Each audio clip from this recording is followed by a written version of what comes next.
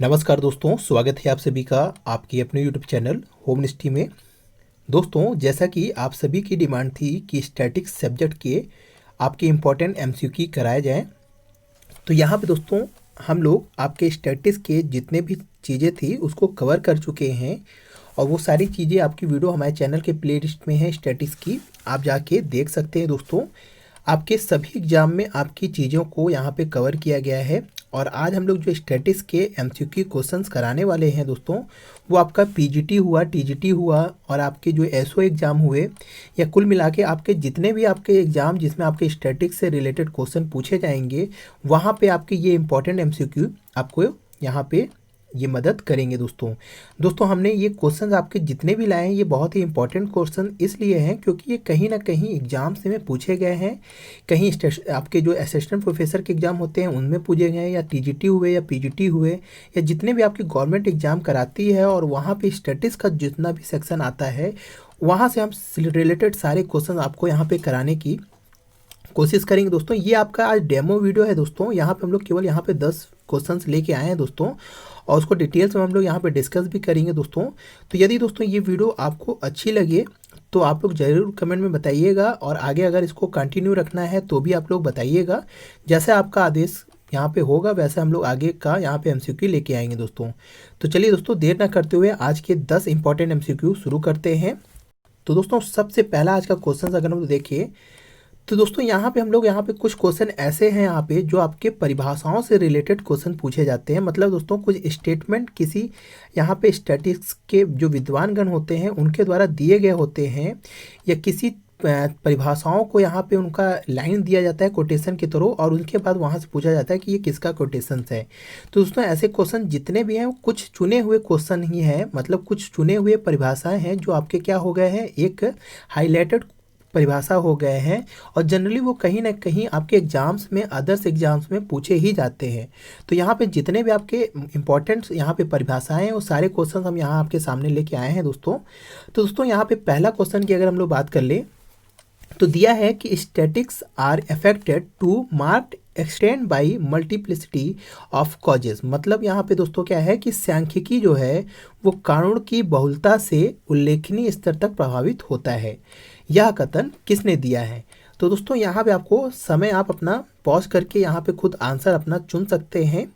हम यहाँ पे आपको तुरंत इसका आंसर बताते चलेंगे। तो इसका दोस्तों राइट आंसर अगर हम लोग बात करें तो इसका राइट आंसर है आपका हॉरेस सेक्रेस्टिस द्वारा इस चीज़ की परिभाषा आपका यहाँ पे दिए गए। यानी ये कथन आपके किसकी द्वारा दी गई है? हॉरेस सेक्रेस्टिस द्वारा, जिन्होंने कहा है कि सांख्यिकी कानूनों की बहुलता से उल्लेखनीय स्तर तक प्रभावित होती है। और साथ ही दोस्तों इन्होंने इस जो आपकी परिभाषा है वो किसके अंतर्गत समझाई गई है? बहुवचन अर्थों के अंतर्गत समझाई गई है। दोस्तों, तो दोस्तों आपको हमने स्टैटिक्स जब पढ़ाया था शुरू में तो यहाँ पे हमने पहला चीज़ यही बताया था कि स्टैटिक्स को दो अर्थों में यहाँ पे परिभाषित किया जाता है। पहला आपका एक सिंगुलर वे में या एक वचन में, दूसरा आपका होता है बहुवचन में। दोस्तों एक वचन में स्टैटिक्स को क्या कहा समझा जाता है? यहाँ पे आपका सांख्यिकी विज्ञानों से यहाँ पे अर्थ निकाला जाता है, और यहाँ पे बहुवचन में सांख्यिकी को आपका सांख्यिकी समांकों से यहाँ पे अर्थ इसका निकाला जाता है। मतलब दोस्तों यहाँ पे डाटा को हम लोग बहुवचन समझते हैं, और जो आपके स्टैटिकल मेथड्स या कह सकते हैं साइंस हैं उसको हम लोग एक वचन के अंतर्गत स्टैटिक्स को समझते हैं। तो ये आपका पहला क्वेश्चन था। दोस्तों दूसरे क्वेश्चन की अगर बात करें तो ये भी आपका एक परिभाषा है दोस्तों, बहुत ही चर्चित परिभाषा है ये भी। जनरली आपका देखिए यहाँ पे हमने यहाँ पे मेंशन भी किया है किस एग्जाम में ये क्वेश्चन पूछे गए हैं। दोस्तों हम आपको जितने भी यहाँ पे क्वेश्चंस कराएंगे उसमें आप लोग समझ लीजिए कि आपके जो भी एग्जाम है उसमें से आपका समझ लीजिए 75% क्वेश्चंस आपको यहाँ से ही मिलेंगे। दोस्तों ये आपकी गारंटी हम देते हैं। तो दोस्तों यहाँ पे दूसरा क्वेश्चन जो है वो आपका दिया है कि सांख्यिकी अनुमानों एवं संभावनाओं का विज्ञान है। तो दोस्तों ये भी आप बहुत ही चर्चित परिभाषा आप लोगों ने पढ़ी है। तो इसका आंसर आपका है बॉडिंग गटन द्वारा ये परिभाषा दिया गया है कि सांख्यिकी एक अनुमानों एवं संभावनाओं का विज्ञान है। दोस्तों ये आपके बॉडी गटन द्वारा दिया गया था। साथ ही एक और आपका यहाँ पे कांस्टेंट द्वारा जो सांख्यिकी की परिभाषा दिया गया है, उन्होंने कहा है कि सांख्यिकी को संख्यात्मक आंकड़ों का एकत्रीकरण, प्रस्तुतिकरण, विश्लेषण एवं व्याख्या करना बताया गया है। और वहीं बाउले महोदय ने जो यहाँ पे सांख्यिकी की परिभाषा दिया है वो दिया है कि सांख्यिकी को गणना का विज्ञान बताया जाता है या औसतों का भी विज्ञान है। तो दोस्तों ये भी एक क्वेश्चन पूछे जाते हैं बावले महोदय के आधार पर कि सांख्यिकी को गणना का विज्ञान बताया जाता है, या दूसरा एक क्वेश्चन बनता है कि औसतों का विज्ञान किसने कहा था। तो ये भी याद रखिएगा बावले महोदय का, और साथ ही यहाँ पे कांस्टेंट महोदय का भी ये जो परिभाषा है सांख्यिकी संख्यात्मक आंकड़ों का एकत्रीकरण, प्रस्तुतीकरण और विश्लेषण तथा व्याख्या करना बताया है। तो ये कुछ इंपॉर्टेंट क्वेश्चंस हैं दोस्तों, ये परिभाषाएं हैं इंपॉर्टेंट जो आपके जनरली क्वेश्चन पूछे ही जाते हैं। नेक्स्ट अगर हम लोग क्वेश्चन की बात करें दोस्तों, तो दिया है कि which of the following is not method of the collecting primary data. तो दोस्तों हमने आपको बताया था कि डाटा को दो तरीके से यहाँ कलेक्ट किया जाता है। एक आपका होता है प्राइमरी डाटा, दूसरा आपका होता है सेकेंडरी डाटा। प्राइमरी डाटा दोस्तों वो होता है जो रिसर्चर द्वारा या आपके जो भी आपके यहाँ पे प्रवर्तक या कह सकते हैं जो भी आपका रिसर्च कर रहा है व्यक्ति, उसके द्वारा जब स्वयं क्या होता है दोस्तों फील्ड पर जाकर स्वयं क्या करता है प्रत्यक्ष रूप में आपके डाटाओं को कलेक्ट किया जाता है सीधे आपके जिस भी चीज़ पर रिसर्च हो रही है उस पर। तो दोस्तों उसे हम क्या बोलते हैं प्राइमरी डाटा की श्रेणी के अंतर्गत रखते हैं दोस्तों। या आपका इसके अंतर्गत आपका क्वेश्चनियर के थ्रू हो सकता है या शेड्यूल के थ्रू हो सकता है यहाँ पे डाटा कलेक्शन दोस्तों। तो ये सब चीज़ें हमने आपको सारी चीज़ें आपको हम लोग यहाँ पे अपने लेक्चर्स में चीज़ों को समझाया है दोस्तों। यदि आपने इससे पहले वो सब लेक्चर्स नहीं लिए हैं तो मैं चैनल के प्लेलिस्ट में जाकर स्टैटिक्स वाले पोर्शन में सारी चीज़ों को समझ सकते हैं दोस्तों। तो दोस्तों यहाँ पे दिया गया है क्वेश्चन कि निम्नलिखित में से कौन सी प्राथमिक आंकड़े संग्रह करने की विधि नहीं है। तो दोस्तों हमने आपको वहाँ पे विधियों में बताया था कि आपका जो डायरेक्ट इंटरव्यू मेथड होता है वो क्या होता है आपका प्राथमिक आंकड़े इकट्ठे करने का एक विधि है। फिर आपका है इनडायरेक्ट इंटरव्यू, फिर आपका है नेशनल पब्लिकेशन, फिर आपका है क्वेश्चनियर मेथड। तो जैसे हमने दोस्तों अभी आपको बताया कि आपका क्वेश्चनियर और शेड्यूल मेथड दो मेथड होते हैं जो आपके हमेशा किस में वर्क होते हैं आपके प्राइमरी डाटा में ही यूज होते हैं। तो दोस्तों यहाँ पे जो आपका इसका राइट आंसर होगा, क्योंकि हमें नहीं चुनना है, तो आपका यहाँ चाहे डायरेक्ट रूप से आप किसी से बात करके डाटा को कलेक्ट करिए या किसी इनडायरेक्ट वे में किसी से आपका यहाँ पे डाटा कलेक्ट करिए, ये दोनों चीज़ आपका क्या होते हैं प्राइमरी सेक्टर के या प्राइमरी मेथड के यहाँ डाटा कलेक्शन के मेथड हैं। और यहाँ पे क्वेश्चनियर है या शेड्यूल है ये दोस्तों ये भी आपका क्या है प्राइमरी डाटा का ही कलेक्टिंग मेथड है। तो यहाँ पे इसका जो राइट आंसर है ये आपका नेशनल पब्लिकेशन है दोस्तों। दोस्तों जो सेकेंडरी डाटा होता है वो आपका किसी न किसी पहले उद्देश्य से वहाँ पे इकट्ठा कर लिया गया होता है और उसको जब हम लोग क्या करते हैं निरूपित करके या उसे छांट कर अपने प्रयोग में लाते हैं तो उसे हम लोग सेकेंडरी डाटा कहते हैं।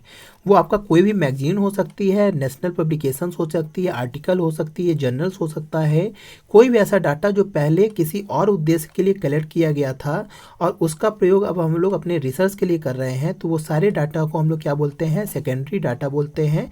और हमको यहाँ पे प्राथमिक आंकड़े नहीं जो हैं विधि उनको सेलेक्ट करना है, तो आपका यहाँ पे सी ही आपका क्या होगा राइट आंसर्स होंगे दोस्तों। तो आशा है दोस्तों ये आपका राइट आंसर आपको पता होगा पहले से भी। तो यहाँ पे दोस्तों एक लाइन में इसको भी देख लेते हैं कि राष्ट्रीय प्रकाशन प्राथमिक आंकड़ों को नहीं बल्कि द्वितीयक आंकड़ों को संग्रह करने की विधि है। प्राथमिक आंकड़ों का संग्रहकर्ता द्वारा स्वयं ही किसी उद्देश्य विशेष से किया जाता है। मतलब दोस्तों जिस उद्देश्य के लिए हम लोग रिसर्च कर रहे हैं उसी उद्देश्य के लिए जब डाटा को कलेक्ट किया जाता है उसे हम लोग प्राइमरी डाटा के अंतर्गत कहते हैं। या का प्रत्यक्ष साक्षात्कार मतलब इंटरव्यू के हिसाब से भी हो सकता है दोस्तों, या परोक्ष भी हो सकता है। यहाँ दोस्तों प्रत्यक्ष या डायरेक्ट और इनडायरेक्ट का क्या मतलब है कि यदि आप एक चीज़ ये समझिए कि यदि आप खुद रिसर्चर हैं और सीधे आप किसी व्यक्ति से जाके क्या कर रहे हैं इंटरव्यू लें और उससे डाटा को कलेक्ट कर लें, तो वो आपका क्या होता है डायरेक्ट होता है। वो चाहे वो एक क्वेश्चनर आप भर के करते हैं या उससे शेड्यूल द्वारा वहाँ पे आपको डाटा भरते हैं।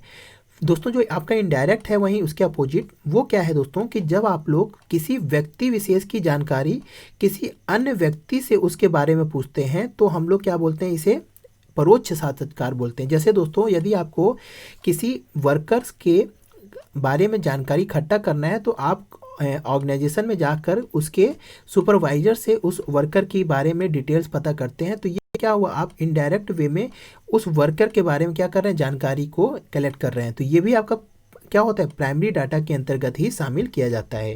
और यहाँ पे प्रश्नावली और हम शेड्यूल आपको बता ही दिए हैं। तो ये सारे चीज़ आपके प्राथमिक संग्रह विधियाँ हैं और वहीं दोस्तों द्वितीयक आंकड़े पहले से ही एकत्रित किए गए होते हैं। तो ये आपका तीसरा क्वेश्चन था दोस्तों। नेक्स्ट क्वेश्चन की अगर हम लोग बात करें तो दोस्तों वही क्वेश्चन जो अभी हमने परिभाषा बताया आपका कि सांख्यिकी गणना का विज्ञान है। तो ये महोदय किसने दिया था बावले महोदय ने आपका इस कथन को दिया था और ये बहुत ही फेमस आपका यहाँ पे परिभाषा है कि आपका सांख्यिकी गणना का विज्ञान है। यह परिभाषा बाउले द्वारा दी गई। सांख्यिकी में आंकड़े संख्याओं में दिए जाते हैं तथा इनमें निष्कर्ष निकालने की क्रिया में भी गणना की जाती है, चाहे वह औसत निकालना हो या माध्यिका या बहुलक या अन्य कोई भी पोजीशन आप करने के लिए संख्याओं की गणना की जाती है। अतः बाउले ने इसे गणना का विज्ञान कहा है दोस्तों। तो ये परिभाषा दोस्तों आप लोग याद कर लीजिए आराम से, क्योंकि ये दोस्तों हमेशा आपके किसी न किसी एग्जाम में पूछे ही गए हैं दोस्तों। तो ये दोस्तों आपका 4th क्वेश्चन है। 5th क्वेश्चन की बात करें दोस्तों तो यहाँ पे दोस्तों दिया है कि सांख्यिकी नियम जो कहता है बड़े समूह से मनमाने ढंग से चयनित साधारण रूप से बड़ी संख्या की मदों में बड़ों समूह की विशेषताएं होती हैं। दोस्तों ये आपका सांख्यिकी के कुछ लॉ हैं या कह सकते हैं प्रिंसिपल्स हैं, जो मुख्य रूप से आपके 3 प्रिंसिपल्स हैं, जिसमें आपका सांख्यिकी नियमितता का नियम है, जैसे ये आपका दिया है the law of statistical regulatory, फिर आपका है द लॉ ऑफ इनर्शिया या लार्ज नंबर ऑफ, और तीसरी सीमा प्रमेय। तो दोस्तों यहाँ पे जो आपका क्वेश्चन कह रहा है कि सांख्यिकी नियम है जो कहता है बड़े समूह से मनमाने ढंग से चयनित साधारण रूप से बड़ी संख्या की मदों में बड़े समूह की विशेषताएं होती हैं। दोस्तों यहाँ पे ये जो आपका क्वेश्चंस का राइट आंसर जो होगा वो आपका बी है। ये क्या कहना चाहता है, इस चीज़ को लाइन को समझ लीजिए दोस्तों कि ये कह रहा है दोस्तों कि आपका कोई भी आपका जैसे कि आपकी पेड़ की एक पत्तियां हैं दोस्तों, जैसे कि आपका यहाँ पे एक पेड़ है और उस पेड़ में अगर हम लोग सभी पत्तियों को अगर चुन के निकालें और उस पर कोई रिसर्च करते हैं कि उसमें क्या चीज़ का गुण पाया जा रहा है, तो यदि आप लोग कोई इसमें से कुछ पत्तियों को ही सेलेक्ट कर कर उनकी विशेषताओं को अगर हम लोग देखें तो आपकी सारी पत्तियों को निकाल कर भी वही विशेषताएं आपको प्राप्त होंगी। तो कुल मिला के दोस्तों हम लोग कभी कभी आपका ये नियम ये कहता है या सिद्धांत कि हम लोग कभी कभी जो आपका रिसर्च वर्क है या आपका जो ऑब्जेक्टिव है वो ऐसी चीज़ को ऑब्जेक्ट को सभी चीज़ों को हम लोग निरीक्षण नहीं कर सकते हैं, उसका कुछ सैंपल ही लेकर हम लोग क्या करते हैं पूरे चीज़ पर हम लोग क्या करते हैं यहाँ पे अपनी फीचर्स या विशेषताएं बताते हैं। जैसे दोस्तों यदि कोई पर्सन है दोस्तों, जैसे आप स्वयं हैं, तो आपका अगर ब्लड का टेस्ट होता है तो आपके पूरे ब्लड को निकाल कर यहाँ पे टेस्ट नहीं होता है, बल्कि आपके छोटे से सैंपल को ही निकाल कर उन विशेषताओं के आधार पे आपके पूरे ब्लड की क्या की जाती है, यहाँ पे विशेषता पहचान ली जाती है। तो यही चीज़ दोस्तों यहाँ पे ये परिभाषा कह रहा है कि बड़े समूह से मनमाने ढंग से चयनित साधारण रूप से बड़ी संख्याओं की मदों की सारी विशेषताएं यहाँ पे आपकी रहती है। ये आपका नियम कौन कहता है? सांख्यिकी की नियमितता का सिद्धांत कहता है दोस्तों ये आपका ये चीज़ आपका यहाँ पे एक्सप्लेनेशन आपको समझ में आ गया होगा कि यहाँ पे दोस्तों क्या चीज़ यहाँ पे कहना चाह रहा है। ये एग्जाम्पल आप लोग याद रखेंगे ब्लड वाला कि आपका यहाँ पे इसी के हिसाब से, इसी लॉ के हिसाब से हम लोग पूरे इंसान के पूरे ब्लड को निकाल कर टेस्ट नहीं करते, बल्कि हम लोग उसके छोटे से सैंपल से हम लोग क्या करते हैं उस इंसान के ब्लड के सारी विशेषताओं को हम लोग क्या करते हैं यहाँ पे बता देते हैं दोस्तों। तो ये दोस्तों आपका ये परिभाषा है, आपको यहाँ पे दोनों सिद्धांत आपको समझ में आ गया होगा ये। अब दोस्तों यहाँ पे हम लोग नेक्स्ट क्वेश्चन की बात करें तो सांख्यिकी से अभिप्राय है। दोस्तों ये भी क्वेश्चन बहुत छोटा सा क्वेश्चन है पर बहुत ही जनरली क्वेश्चन इंपॉर्टेंट क्वेश्चन है। इसमें कहा गया है कि दोस्तों सांख्यिकी से अभिप्राय है केवल समांग से, केवल सांख्यिकी विधियां से। तो दोस्तों हमने आपको भी शुरू में पहला क्वेश्चन बताया कि सांख्यिकी को हम लोग 2 अर्थों में समझते हैं, एक आपका एक वचन में और दूसरा आपका हम लोग बहुवचन में समझते हैं। तो ये चीज़ आप लोग याद कर लीजिए हमेशा के लिए कि एक वचन में हम लोग सांख्यिकी विधियों को रखते हैं या सांख्यिकी के जितने भी साइंस हैं उनको हम लोग रखते हैं, और बहुवचन में हम लोग समांकों को रखते हैं। तो आपका हम लोग इन दोनों अर्थों में सांख्यिकों को परिभाषित करते हैं, इसीलिए इसका जो राइट आंसर है आपका सी इसका राइट आंसर होगा दोस्तों। तो इसका राइट आंसर दोस्तों उपयुक्त में दोनों है, ये समांग भी है और सांख्यिकी विधियां भी हैं। आपको ये चीज़ यहाँ पे याद केवल रखना है दोस्तों कि जो समांग है उसको हम लोग बहुवचन में परिभाषित करते हैं और जो सांख्यिकी विधियां हैं उनको हम लोग एक वचन में परिभाषित करते हैं। कभी कभी एक क्वेश्चन ऐसा भी बनता है कि सांख्यिकी विधियों को हम लोग किसके अंतर्गत अभिप्राय रखते हैं, मतलब दोस्तों किसके अंतर्गत समझते हैं, सांख्यिकी के बहुवचन अर्थों में, सांख्यिकी के एक वचन अर्थों में, या आपके दोनों में, या इनमें से कोई नहीं। तो आपका यहाँ पे क्या चीज़ है इसको आप लोग नोट डाउन समझ लिए हैं कि एक वचन में हम लोग सांख्यिकी विधियों को रखते हैं और बहुवचन में हम लोग समांकों को रखते हैं दोस्तों।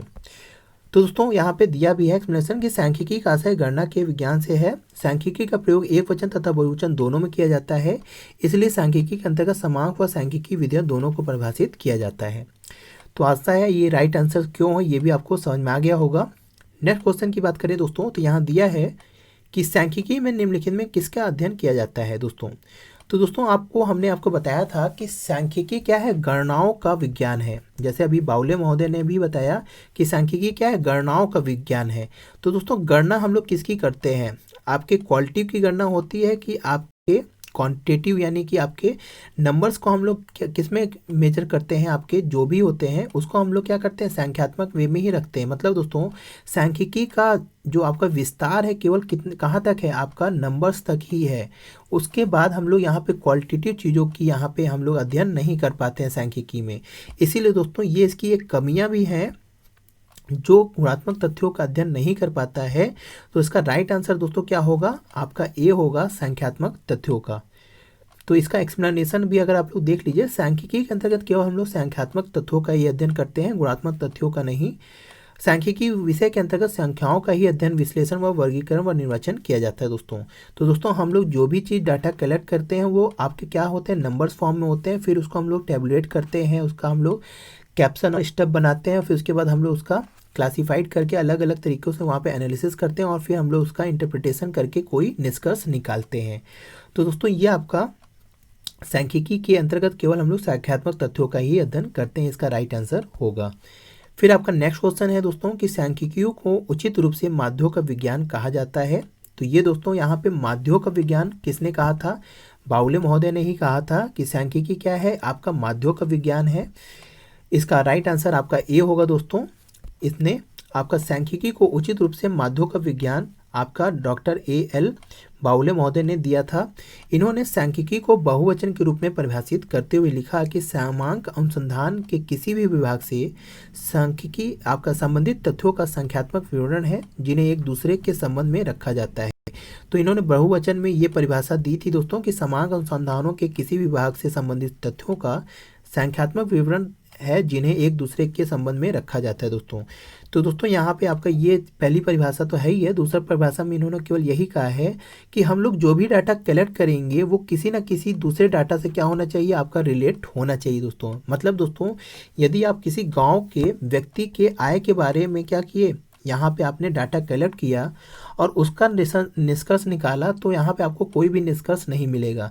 तो दोस्तों यहाँ पे डाटा का मतलब क्या होना चाहिए, डाटा के साथ हमारे साथ क्या होना चाहिए, रिलेशंस होने चाहिए। मतलब दोस्तों हम किसी एक डाटा पर रिसर्च नहीं कर सकते, हम डाटाओं या कह सकते हैं बहुत से डाटाओं पर ही रिसर्च कर सकते हैं। या सांख्यिकी का प्रयोग एक अकेले डाटा पर हम लोग रिसर्च नहीं करते, या आपका यहाँ पे सांख्यिकी का प्रयोग नहीं करते, बल्कि डाटाओं के समूहों पर हम लोग क्या करते हैं, सांख्यिकी का यहाँ पे आपका प्रयोग करते हैं। तो यही आपका ये यहाँ पे इनका दूसरा जो परिभाषा है उससे यहाँ पे इसको रिलेट किया गया है।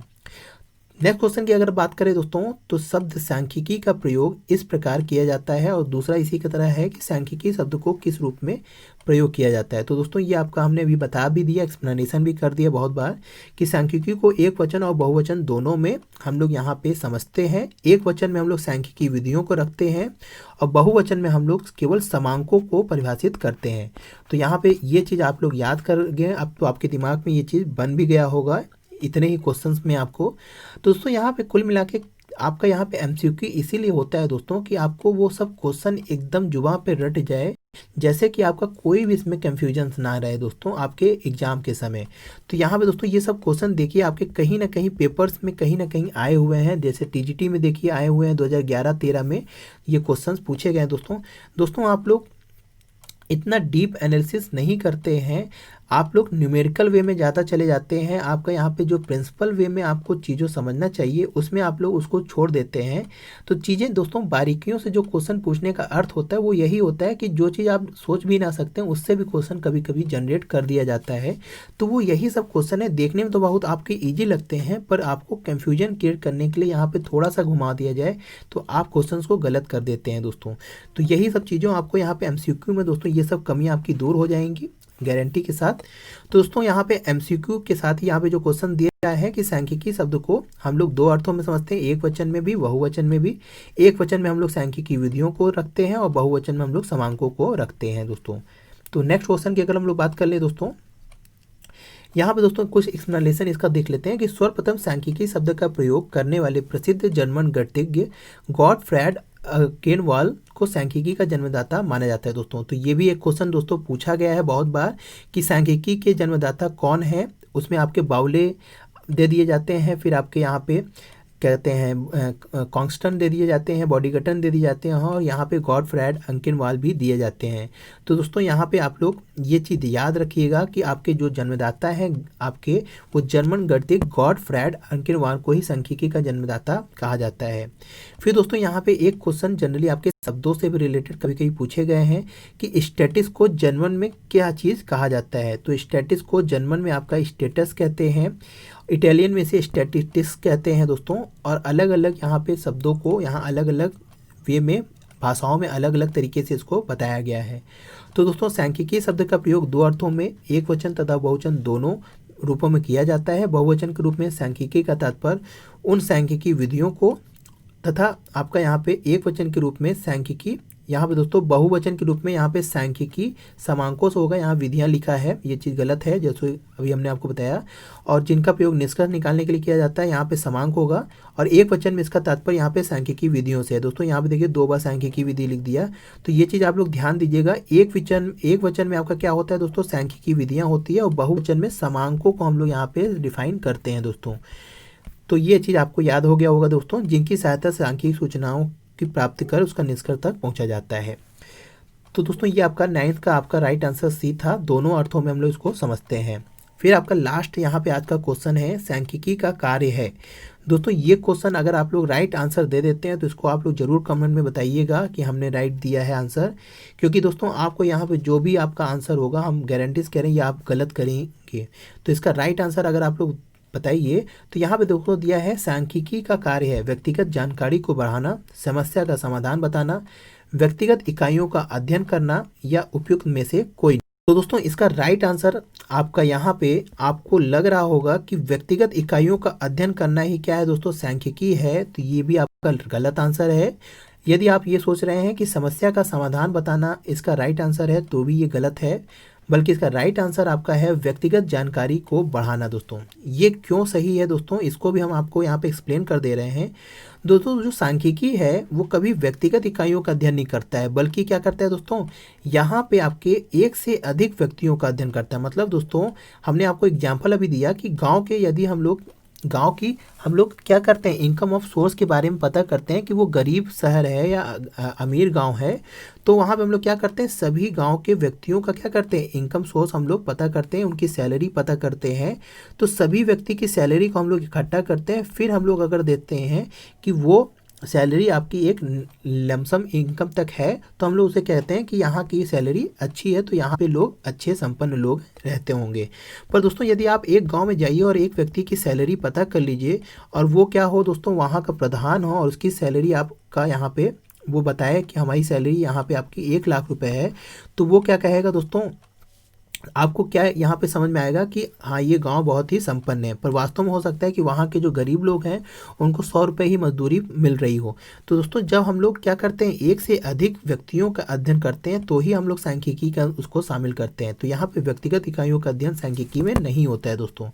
फिर दोस्तों समस्या का समाधान बताना ही केवल सांख्यिकी का कार्य नहीं होता दोस्तों। मतलब दोस्तों यहाँ पे जो आपकी समस्या है उसको हम लोग क्या करते हैं, रिसर्च करते हैं और उस पर एनालिसिस करते हैं और हम लोग उसका इंटरप्रिटेशन करके कुछ रिजल्ट्स निकालते हैं। बट हम लोग उसका समस्या का यानी उस समस्या को समाधान के रूप में नहीं लाते हैं। तो यहाँ पे दोस्तों हमारा काम क्या होता है, एक डाटा को कलेक्ट कर कर उस डाटा का इंटरप्रिटेशन करना मात्र होता है दोस्तों। तो इसीलिए दोस्तों यहाँ सांख्यिकी का कार्य इसको भी हम लोग नहीं मानते हैं। आपको यहाँ पे कंफ्यूजन हुआ होगा इन दो में ही जनरली, और अगर इसका भी है तो इसको भी आप लोग समझ गए होंगे। तो दोस्तों यहाँ पे व्यक्तिगत जानकारी को बढ़ाना इसका राइट आंसर है, क्योंकि दोस्तों हमारा जो सांख्यिकी का कार्य है वो डाटाओं को कलेक्ट करके उनका क्या करता है दोस्तों, उनको सही वे में लाता है। मतलब कि दोस्तों उनको ऐसा छांट कर वर्गीकृत कर कर उसको एक ऐसे सार रूप में लाता है जिसका हम लोग एनालिसिस कर सके और उस पर कुछ इंटरप्रिटेशन, कुछ उस पर जवाब सवाब कर सके दोस्तों। मतलब दोस्तों यहाँ पे हमें जो व्यक्तिगत जानकारी है उसको बढ़ा देता है, जिससे हमें क्या पता चलता है आगे के बारे में फॉरकास्टिंग करने में मदद मिलती है दोस्तों। तो दोस्तों जैसे हमने आपको डिफिनेशन में भी बताया था स्टैटिस्टिक्स के समय कि जो भी आपका वेदर कास्टिंग होता है या फॉरकास्टिंग होता है उसके लिए हमें क्या करता है, जानकारी कौन देता है, वो आपका स्टैटिस्टिक्स के द्वारा ही हम लोग यहाँ पे जानकारी को सामने लाते हैं और फिर हम लोग कोई डिसीजन या फॉरकास्ट करके उस पर डिसीजन लेते हैं दोस्तों। तो इसीलिए दोस्तों यहाँ पे जो आपका राइट आंसर है आपका व्यक्तिगत जानकारी को बढ़ाना, इसका राइट आंसर है। तो दोस्तों यहाँ पे देखिए एक्सप्लेनेशन अगर आप लोग देख लीजिए तो यहाँ पे जो आपके कार्य हैं इसको भी दिया गया है कि सामान्यतः सांख्यिकी का कार्य गणना व विश्लेषण के माध्यम से समस्याओं का समाधान करना होता है, परंतु दोस्तों इसके कार्यों को स्पष्ट करते हुए बॉलिस और रॉबर्ट्स ने लिखा है कि सांख्यिकी एक ऐसा अस्त्र है जो प्रयोग सिद्ध अनुसंधान के लगभग प्रत्येक क्षेत्र में उत्पन्न होने वाली समस्याओं पर आक्रमण करने में प्रयोग किया जा सकता है। अतः इसके कार्यों को निम्नलिखित रूप में शामिल किया जाता है दोस्तों, जिसमें आपका व्यक्तिगत जानकारी को बढ़ाना होता है। सांख्यिकी समस्या का समाधान नहीं बताती बल्कि पूर्व में ही विश्लेषण करके रोकता है। मतलब दोस्तों ये किसी चीज को हो जाने पर आपका यहाँ पे समस्या को, कोई समस्या हो गई है फिर उसका समाधान नहीं बताता है, बल्कि समस्या को होने से पहले ही क्या करता है, रोकता है।